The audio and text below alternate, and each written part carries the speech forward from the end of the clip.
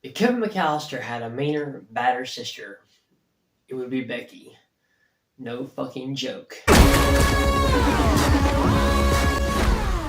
What is going on, everybody? Thanks for clicking on this video. My name is Chris, and welcome to this review of The Wrath of Becky. This is the sequel to the 2020 action thriller Becky, which starred Lulu Wilson and Kevin James and Joel McHale. Which that was one of the first time Kevin James has ever done anything non-comedic, which I actually really enjoyed that movie. I'm gonna have that review up for you soon. But The Wrath of Becky follows the return of Lulu Wilson as Becky, who is now living with this elderly lady named Elena. She's pretty much bounced from foster home to foster home, determined to live her life on her own, even though she's staying with this woman who's took her in, to help her out. This also stars Seann William Scott, who plays Darryl, who is the leader of this terrorist group called the Noblemen. They cross paths with Becky. She's now working as a waitress in a diner.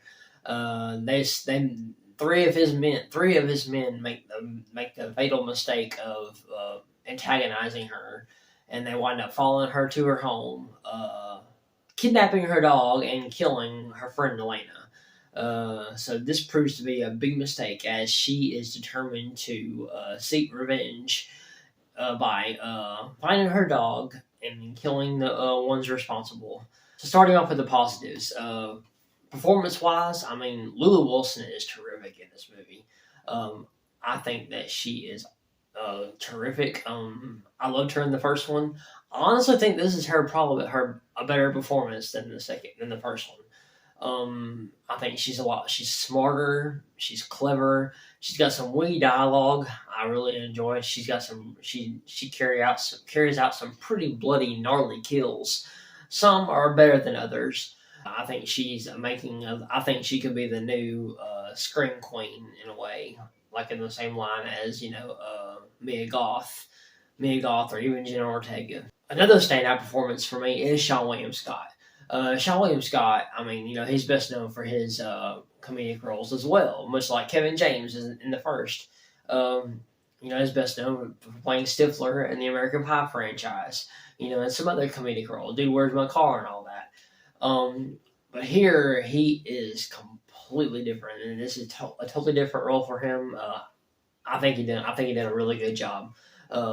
He's very intimidating. I really bought him as a villain. I mean, he's pretty badass. The kills, I think the kills are actually, like I said, as I said, that some are better than the others. Like there's one that involves Courtney Gaines' character. It's kind of plain Jane, that she's a more violent and demented version of Kevin McAllister. And there are several traps that she sets up that's pretty clever. I was like, damn, that is cool. I was like, yeah, don't do that, don't do it. Yep, I know, but you kind of know what's going to happen, But the aftermath of it is pretty gnarly. As far as character development goes, Lulu Wilson, she's terrific.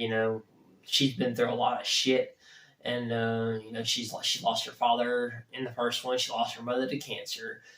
Then she her dog gets kidnapped, and then older friend Elena gets killed as well. So she's lost a lot of people that she's cared about in her life, so she's pissed, and it's very understandable. And then the old lady Elena, with the little time that we spend with her, you do really care about her, because she's spending the latter part of her life, taking in people and actually and helping this girl. I like how it sets it up for another sequel, and honestly, I wouldn't mind a whole franchise of Becky movies, of her whooping ass and beating on bad guys. Even if it takes her into adulthood. Even though it may not be quite as fun as it is when she's younger. I think it'd be really interesting. Going into the negatives, and I only have a couple of things, and one is a little minor, and one maybe a little bit more than others. First off, I think the movie is a little too short. It's only an hour and 24 minutes. I think it could have been at least as long as the first one, which is like an hour and 33 minutes, or maybe a little bit longer. I think that would have benefited some more time, because it felt like the the movie just like really kind of rushed toward the end. It's actually pretty fast paced. Because I mean, I don't know if it was because I was having fun with it or what, but it just felt like it went through a little too fast. But that's just me. Um, and then finally, there are some insinuations for like if you're an animal lover, there are some there is one depiction. There is one scene of a dog of her dog getting hit, knocked out cold. If that bothers you, that might be a negative there for you.